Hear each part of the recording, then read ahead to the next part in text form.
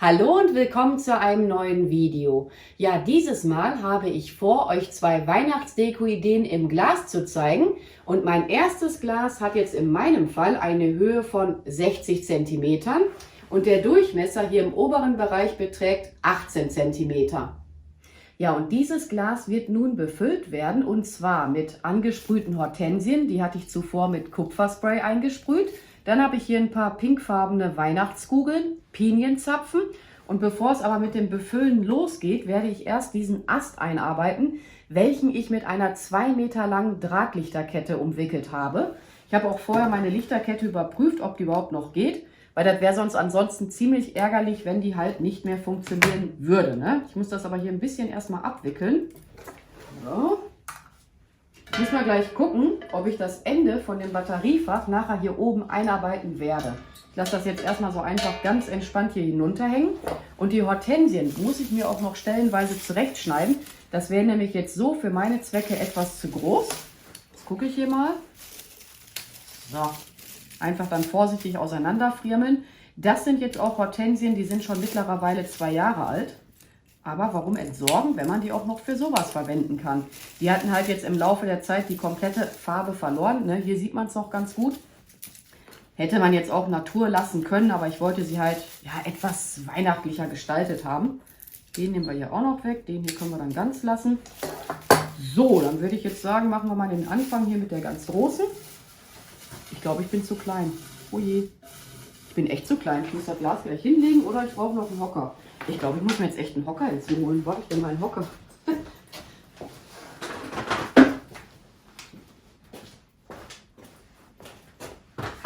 Ja, so kann es dann auch gehen. Ne? So ist das auf jeden Fall jetzt schon mal einfacher für mich. Oder, was ich auch hätte machen können, mit dem Rest der Hortensie einfach hier mal hineinstopfen. Das soll jetzt auch nicht Gott weiß wie stark befüllt werden, weil man soll ja nachher auch noch die Lichterkette sehen.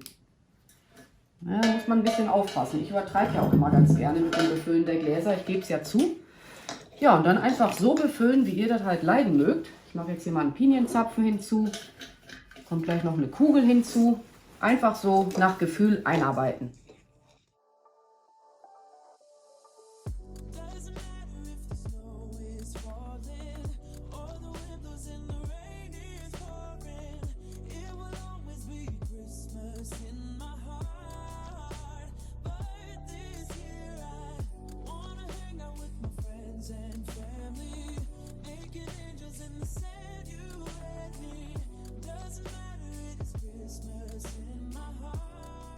Mein Glas ist jetzt so gut wie fertig und dann zeige ich euch jetzt mal, wie ich dieses Batteriefach vertuschen werde. Ich persönlich arbeite die Batteriefächer immer am liebsten so ein, dass ich halt die Batterien auch problemlos wieder austauschen kann.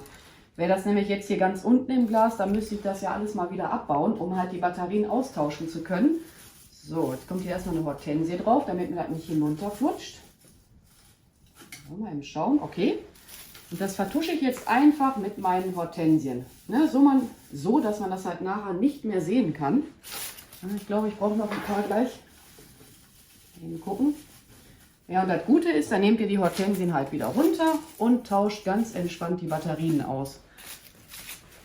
Von hinten würde man jetzt mein Batteriefach im Übrigen nachher nicht sehen, weil das Glas hat eine Wand halt ja, als Hintergrund. Aber so ist das doch ganz easy, die dann auszutauschen. Vielleicht hier oben noch ein Pinienzapfen. Oh, Pinky übertreibt schon wieder. Ich lasse das jetzt so mal eben gucken, ob man hier... Ja, da sieht man es noch im Hauch. Jetzt werde ich hier aber auch super pingelig. Aber wenn schon, denn schon, ne? So. Ne, noch mehr werde ich daran jetzt nicht dekorieren. Dieses Glas ist jetzt soweit fertig. Und das ist jetzt auch eine Drahtlichterkette mit einem Timer. Ne? Ich muss das jetzt nicht andauernd wieder abbauen, um die Batterie wieder auszumachen oder halt anzumachen. Wie gesagt, die hat einen Timer. Ja, aber ich finde, das sieht doch ganz cool aus. Ich finde es niedlich. Und dann komme ich jetzt mal zu Glas Nummer 2. Mein zweites Glas hat in etwa eine Höhe von 41 cm und der Durchmesser hier ganz oben beträgt ca. 22 cm. Ja, und ich werde jetzt mal zunächst damit beginnen und eine 2 Meter lange Drahtlichterkette um mein Glas drumherum wickeln. So, einen kleinen Moment. Ich muss das hier mal eben miteinander verfrickeln. Also den Anfang Hier mal etwas drumherum friermillen, wursteln, wie auch immer. Damit das jetzt nicht nachher die ganze Zeit so hin und her schuckelt. Und dann kann ich das hier ganz entspannt um mein Glas drumherum wickeln oder auch nicht. Ich habe hier gerade einen Knoten drin und meine Lichterkette wickelt sich gerade mal ab. Ich glaube, ich werde das Ganze für euch jetzt mal beschleunigen, bis ich das hier auseinandergewurstet habe wieder. Das dauert eine Weile.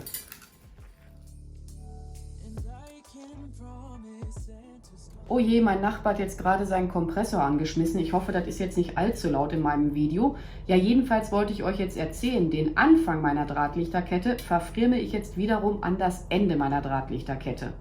Damit das Ganze halt nachher nicht so schütt nach unten hin weggeht.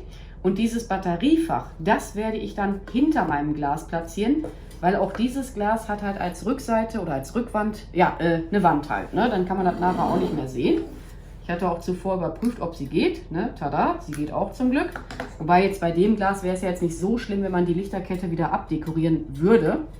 Okidoki, ich habe jetzt hier Stacheldraht. Die ist jetzt schon mittlerweile 2 Jahre alt. Also bei mir werden die Sachen nicht einfach entsorgt werden, sondern ich hebe die wirklich so lange auf, bis sie halt ja nicht mehr zu gebrauchen sind. Und ihr könnt es ja schon sehen, damit befülle ich jetzt mal meinen Glasboden. Dann habe ich hier etwas, na wo ist es denn? Ach da. Etwas Tannengrün. Hier haben wir auch noch etwas Tannengrün. Dieses kürzere verwende ich jetzt auch für den Boden meines Glases. Ja, einfach so einarbeiten, wie ihr das halt leiden mögt. Ich bin jetzt echt irritiert von diesem Kompressor, muss ich ja zugeben. Ja, muss das hier noch etwas gedrückter haben.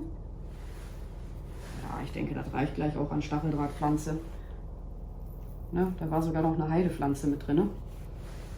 Aber es ist auch immer Quatsch, wenn man das halt mal abbaut, ne, das alles gleich wirklich dann in die Tonne zu werfen. Kann man dann ja noch für solche Sachen einfach aufheben. So, dann habe ich hier einen ganz, ganz alten Elch. Der stammt noch von meiner Oma. Der darf jetzt hier auch mal hinein. Der ist mit Sicherheit, boah, ich kann es euch nicht sagen, über 40 Jahre bestimmt ist der alt. So, ich glaube, das sieht doch so schon mal ganz niedlich aus. Ich muss jetzt mal eben selber hier gucken. Ja, die drehen wir mal noch etwas nach dahin. Wer möchte, kann jetzt auch etwas Schneespray einarbeiten. Ach, nicht Schneespray, wie heißt das? Schneepulver. Beziehungsweise ich bin jetzt schon einen Schritt zu weit. Ich habe hier noch diese Exoten, die heißen, um genau zu sein, Casuarina Pots White Washed oder Weiß Washed steht hier drauf. Trage ich aber auch noch mal in die Videobeschreibung ein. Schmeiße ich da jetzt ganz entspannt auch einfach mal hinein.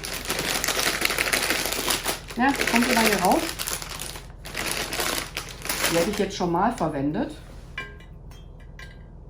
Ich bin jetzt am Überlegen, ob ich noch dieses Schneepulver da mit einarbeiten möchte oder ob ich es hier weglasse. Aber ich finde das gerade mega cool, dieses Schneepulver. Ups. Ja, das wäre es jetzt noch gewesen. Ne? Bricht dem da irgendwie was ab? Guck mal her, du kleiner Kerl. Schauen, bist du gerade? Ne? Bin noch nicht ganz zufrieden mit dem. Ja, so ist jetzt gut. Ja, das ist hier dieses Bio-Schneepulver. Ich glaube, ich mache das. Ja, das kann da ruhig. Ich mache aber jetzt nicht so viel. So.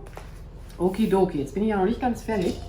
Ich habe hier nämlich noch 3 Zapfen, Tannengrün und einen Ast. Den wollte ich hier so drauflegen. Dann das Tannengrün. Dass das so im Hintergrund von meinem kleinen Elch ist. Und das hier, das mache ich jetzt gleich mit der Heißklebepistole fest. Aber ratet mal, wer vergessen hat, seine Heißklebepistole anzustellen. Und hier an diese Zapfen mache ich wiederum etwas feinen Bindedraht dran, damit ich die halt hier direkt an dem Ast aufhängen kann. Nylonschnur würde auch gehen, aber um ehrlich zu sein, ich habe meine Nylonschnur jetzt gerade nicht gefunden. Und mal gucken, ob die Heißklebepistole schon bereit ist. Ne, in meinem Fall noch nicht. Aber ich denke, dieser feine Bindedraht ist dafür jetzt auch vollkommen in Ordnung, wenn ihr jetzt halt auch kein Nylonband zur Verfügung haben solltet. So, schneid das hier mal eben ab. Jetzt gucke ich mal, wie weit soll der Zapfen halt nach unten hängen. Die sollen jetzt alle 3 aber auch eine verschiedene Länge nach unten hin haben.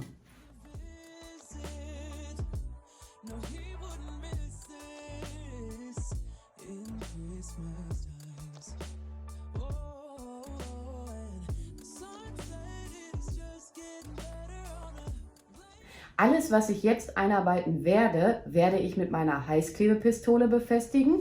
Ja, und es kann gut möglich sein, dass hier oben auch noch etwas Stacheldrahtpflanze hinzukommen wird. Eventuell auch noch ein paar von den Exoten. Und wie gesagt, das werde ich jetzt alles mit der Heißklebepistole befestigen. Jetzt kommt hier erstmal das Tannengrün hinzu, dann die Stacheldrahtpflanze und zu guter Letzt diese Exoten da hinten.